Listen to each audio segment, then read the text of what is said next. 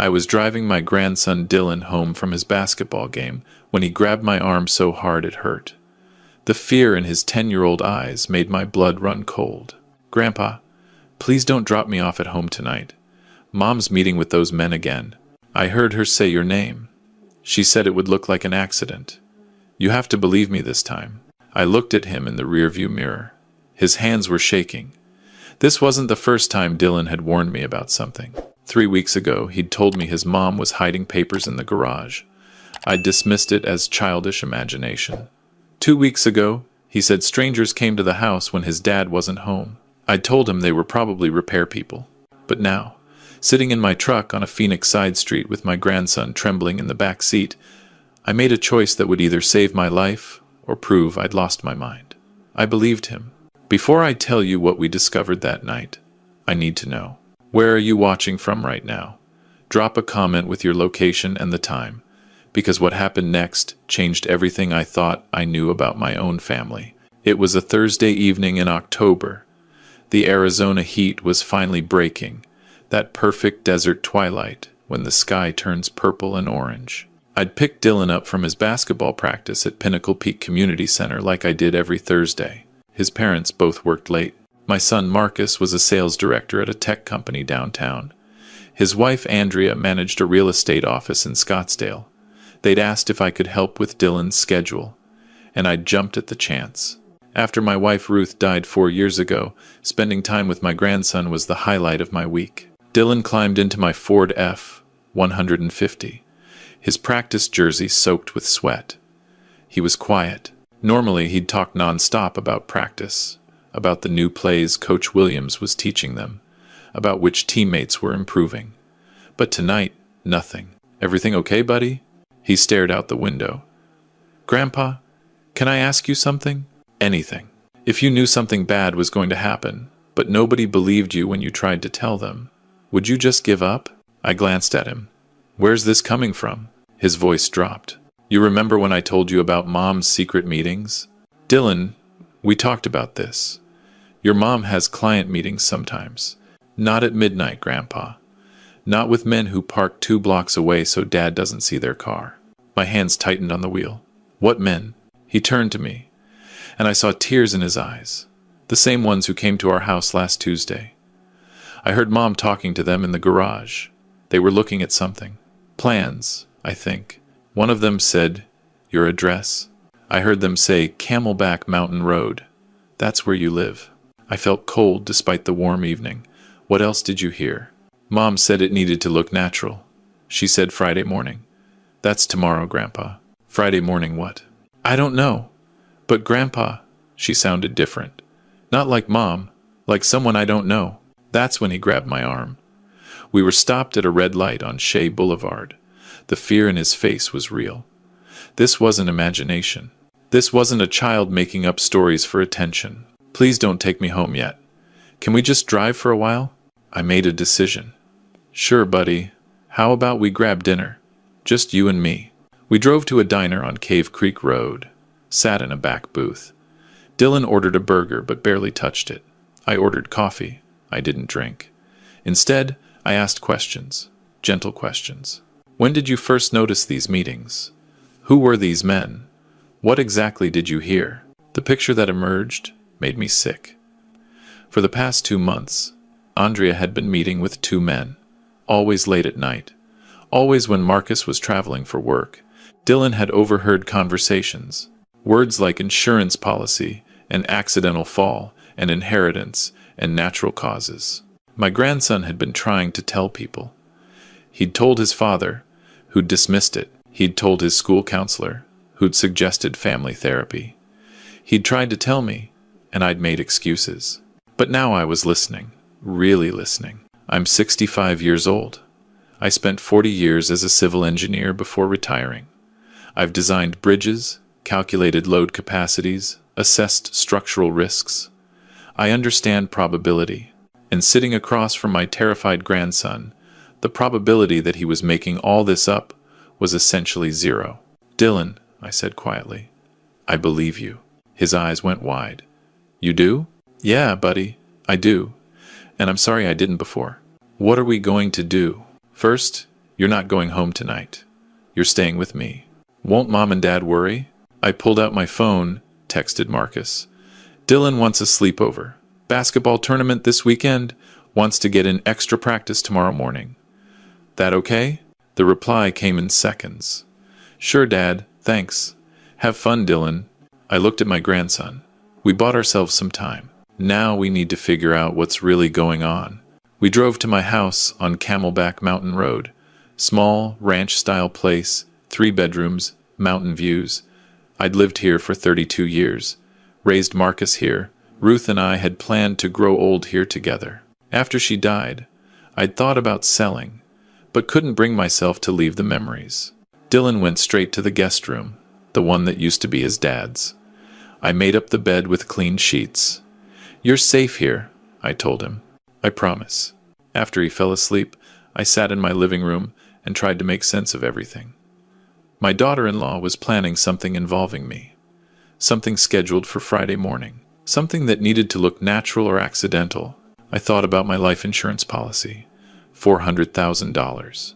Beneficiary was Marcus. I thought about my house. Paid off. Worth maybe $600,000. My retirement accounts. Another $300,000.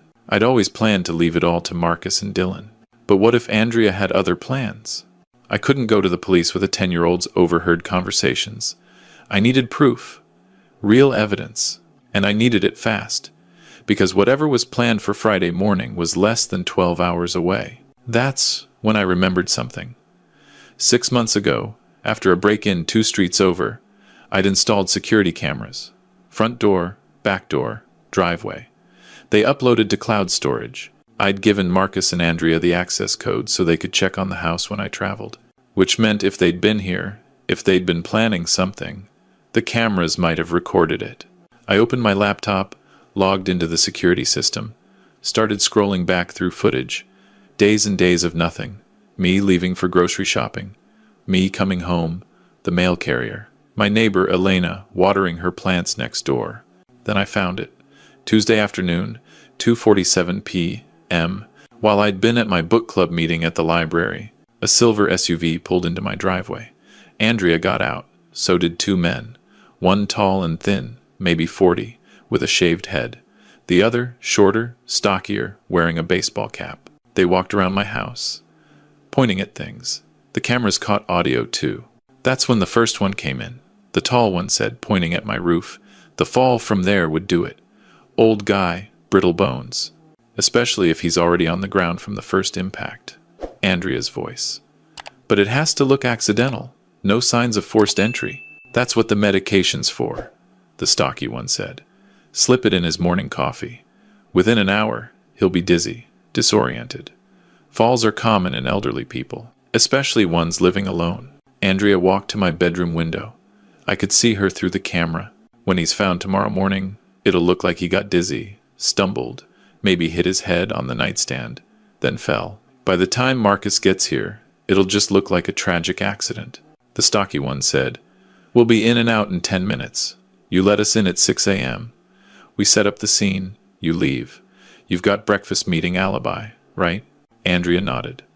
I'll be at the Scottsdale Marriott with 3 clients. Security footage, witnesses, credit card receipt. By 7 a.m., I'm clear. And the medication? The tall one asked.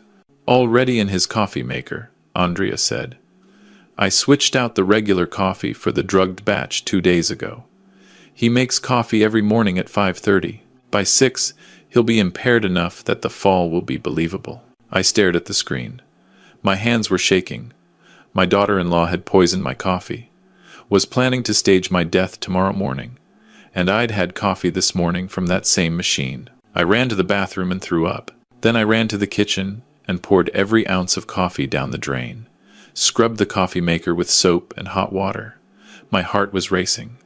How much had I ingested over the past 2 days? Was I already compromised? I went back to the laptop. Kept watching. There was more. The payment? The tall one asked. Andrea pulled out an envelope.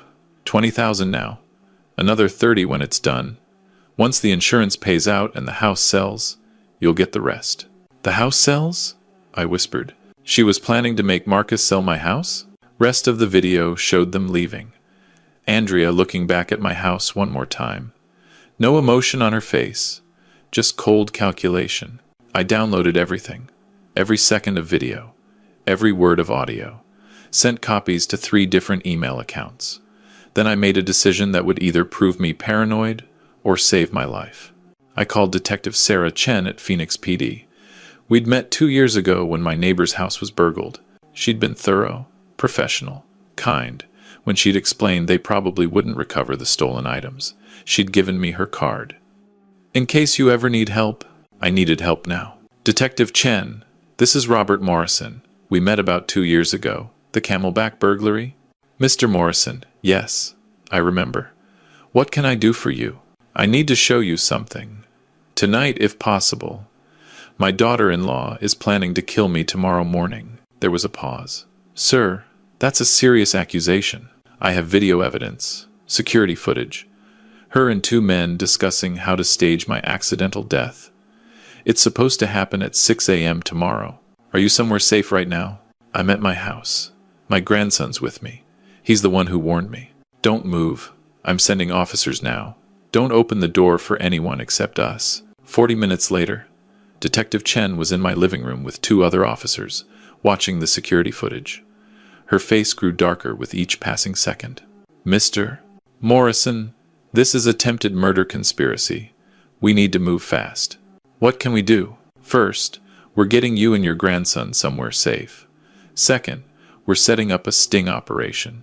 Your daughter-in-law thinks you don't know. Let's keep it that way.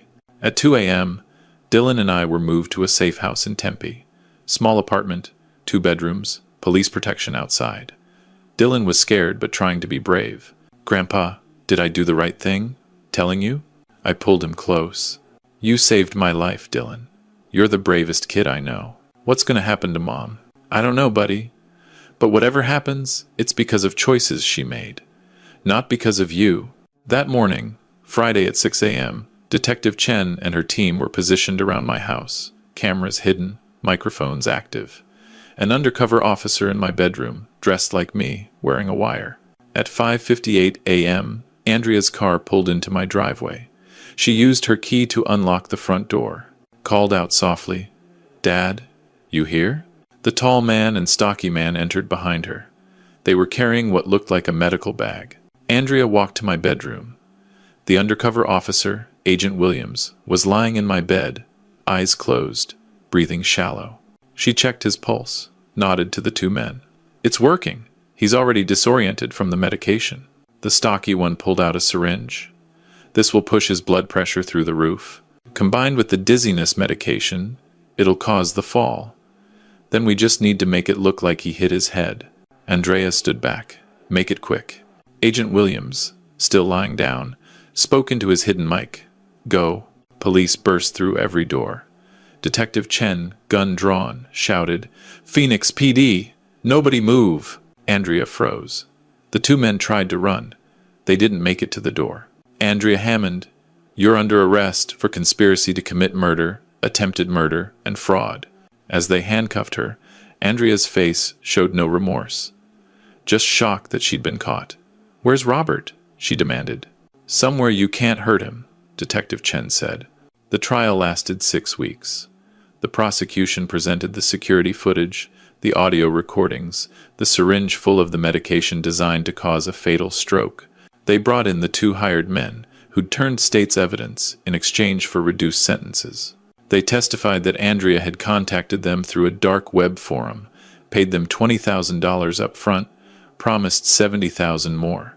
They presented my coffee maker, tested positive for benzodiazepines and blood pressure medication in doses high enough to incapacitate an elderly person. Andrea's defense tried to claim entrapment, argued that she'd never gone through with it. But the jury saw the footage, heard her voice. It needed to look natural. Falls are common in elderly people. Dylan testified, 10 years old, wearing his best church clothes, speaking in a quiet voice about the conversations he'd overheard, the fear he'd felt, how nobody believed him until his grandpa finally listened. The jury took 4 hours, guilty on all counts. Conspiracy to commit murder in the 1st degree, attempted murder, elder abuse, fraud. The judge sentenced her to 35 years without parole. Marcus sat in the courtroom every day. My son, 43 years old, watching his wife be sentenced for trying to murder his father. After the verdict, he approached me in the courthouse hallway. "Dad, I don't know what to say." "You don't have to say anything." "I should have believed Dylan. He tried to tell me. I told him he was having nightmares." I put my hand on his shoulder. "She fooled both of us, son. The difference is, when it mattered, I listened." He started crying. "I'm so sorry." "I know." Marcus and Dylan moved in with me temporarily. My son filed for divorce immediately. The house in Scottsdale, the one Andrea had been so proud of, went on the market. Marcus wanted nothing from that life. But something had changed in my son. He'd withdrawn, stopped talking much, spent hours staring at nothing. Dylan was worried about his dad. "Grandpa, is Dad going to be okay?" "I hope so, buddy. He just needs time." But it wasn't getting better. Marcus started drinking, missing work, not sleeping. 2 months after the trial, his company put him on administrative leave. I didn't know how to help him. This was my son, the boy I'd raised, and I couldn't reach him. He'd built a wall around himself that I couldn't break through. That's when Elena intervened. My neighbor from next door, Elena Martinez, 72 years old, retired teacher, widow for 10 years. We'd been friendly neighbors for 3 decades. Ruth and Elena had been close friends. After Ruth died, Elena would check on me, bring me food, make sure I wasn't isolating myself. One morning, she knocked on my door. "Robert, we need to talk about Marcus." "I know. I'm worried too. He needs professional help. Therapy, maybe medication. I've suggested it. He won't listen." "Then you need to make him listen. Because Dylan is watching his father fall apart, and that boy has been through enough."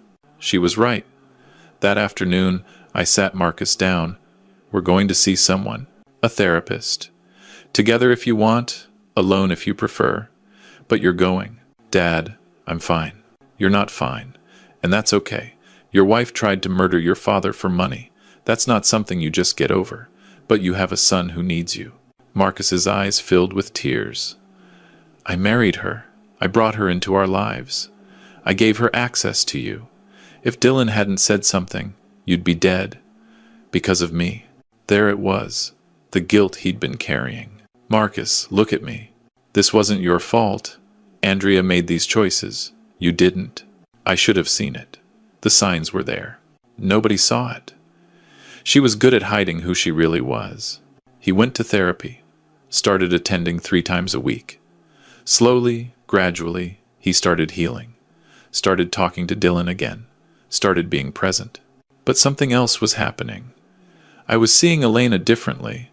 The way she'd stepped in to help Marcus, the way she checked on Dylan, making sure he was eating, doing his homework, processing the trauma, the way she organized my pills after I'd mentioned forgetting to take them. She'd been showing up for my family in ways I hadn't noticed before.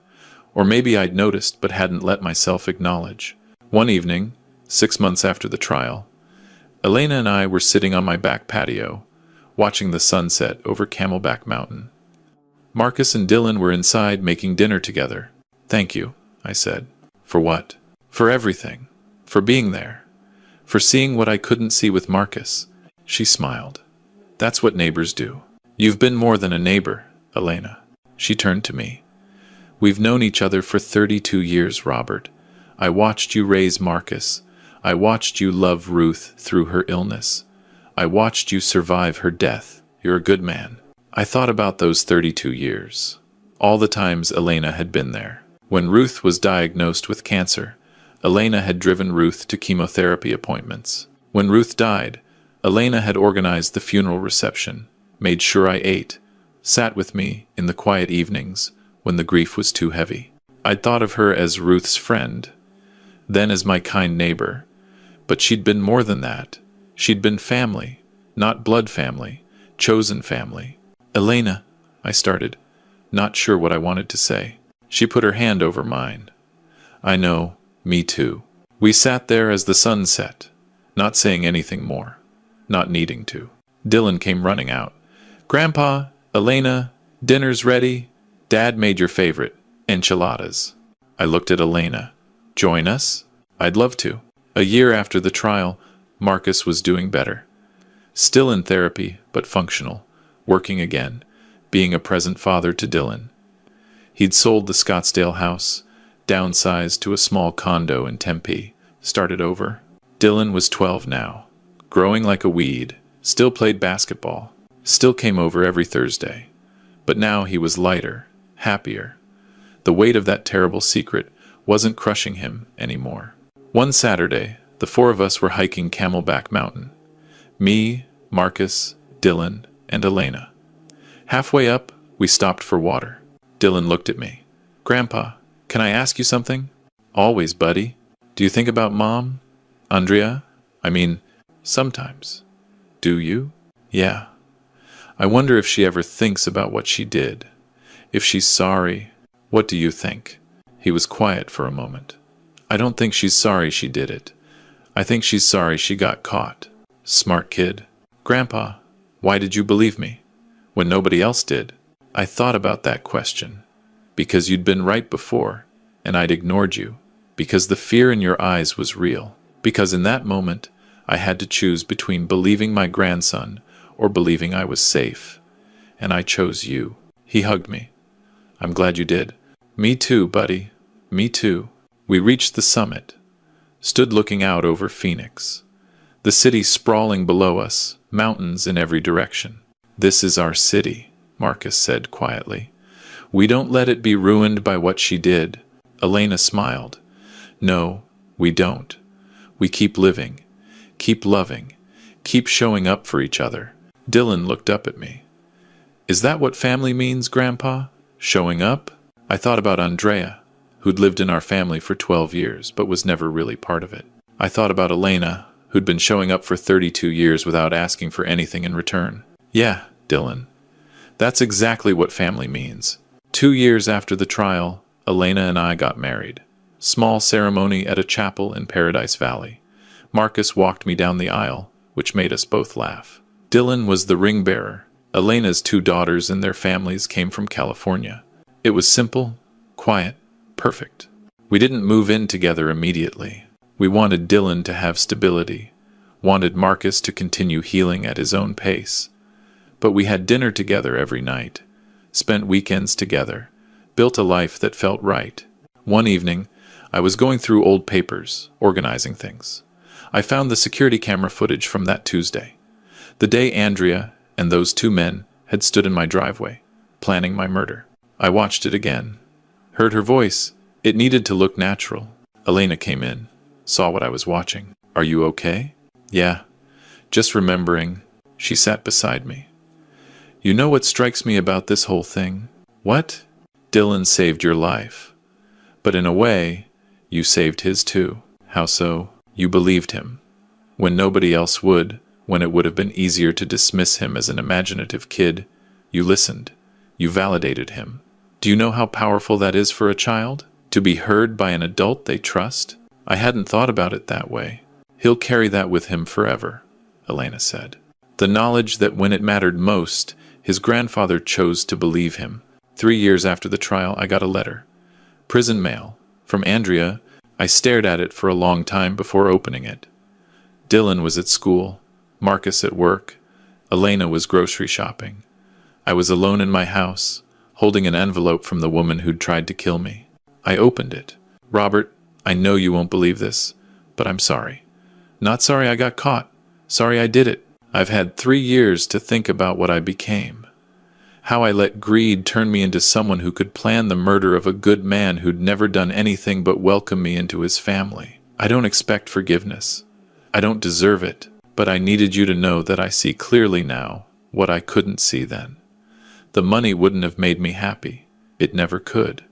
Because happiness doesn't come from what you take. It comes from what you give.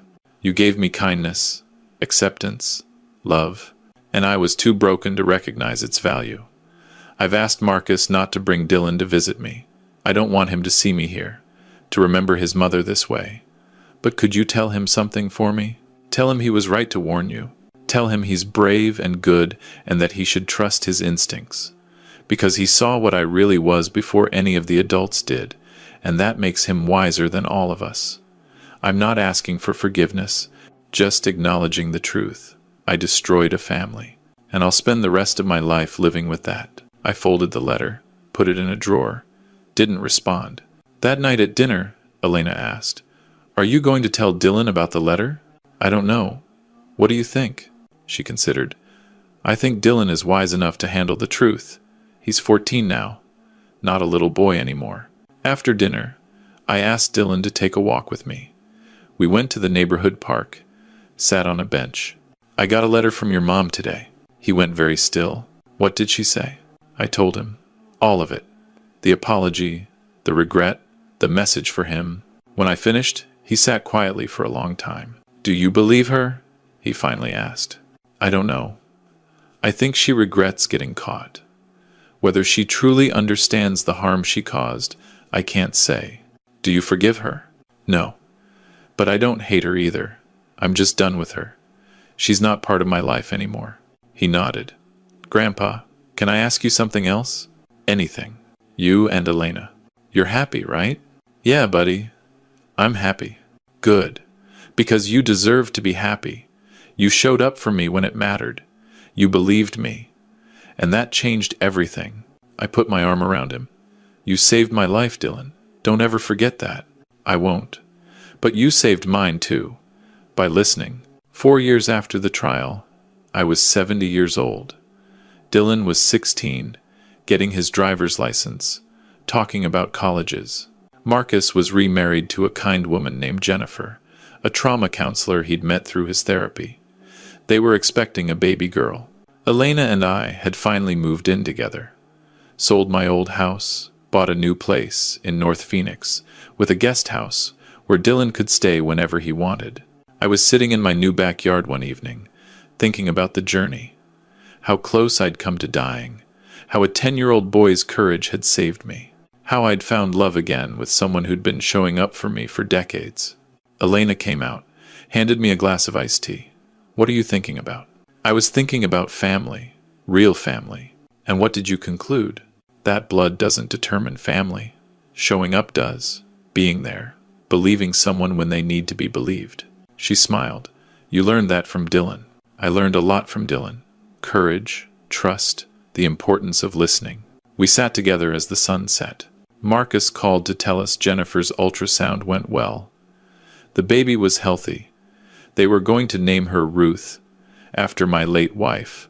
I hung up the phone, tears in my eyes. Elena squeezed my hand. "Ruth would have loved this," she said. "The family you've built, the way you've healed." "She's here," I said. "In all of it." That night, I wrote a letter. Not to Andrea. To Dylan. To be opened on his 18th birthday. "Dylan, by the time you read this, you'll be a young man. But I'll always remember you as that brave 10-year-old who grabbed my arm and begged me to believe him. You saved my life, not just by warning me about your mother's plan, but by teaching me what courage looks like. You were scared, alone, and nobody believed you, but you kept trying. You didn't give up on me. Here's what I want you to know. The family you're born into isn't always the family you need. Sometimes the family you choose, the family that chooses you back, is the one that matters most. Your mother made terrible choices, but those choices don't define you. You define you. And you've chosen kindness, honesty, bravery. That's who you are. When I'm gone, I'm leaving you this house, my savings, everything I have. But more importantly, I'm leaving you this knowledge. You are loved, not because of blood, but because of who you are. Because you showed up when it mattered. Because you had the courage to tell the truth, even when nobody wanted to hear it. Trust that courage. Trust your instincts. And remember, family isn't who you're related to. Family is who shows up. Keep showing up, Dylan. For the people you love, for yourself. With all my love, Grandpa. I sealed the letter, put it in my safe. Went to bed next to Elena, grateful for every day I'd been given. Every day that Dylan's courage had made possible. Now, I want you to understand something. I spent years not listening to the warning signs. Dylan tried to tell me, tried to tell his father, tried to tell his counselor. We all dismissed him, Children see things. Adults miss them because we're too busy, too trusting, too convinced we know better. Don't be like me. When a child tells you something's wrong, listen. Really listen. They notice things. They sense danger. They feel the wrongness before we do because they haven't learned to make excuses yet. If this story resonated with you, if you've ever been in a situation where you wished someone had believed you, I want to hear from you. Leave a comment, share your story, subscribe so you don't miss more real stories like this. Because these aren't just stories, they're lessons. And the most important lesson is this: show up for the people who matter, for the children who need you, for yourself. Family isn't blood. Family is who shows up when it matters. Choose wisely. Choose the people who choose you.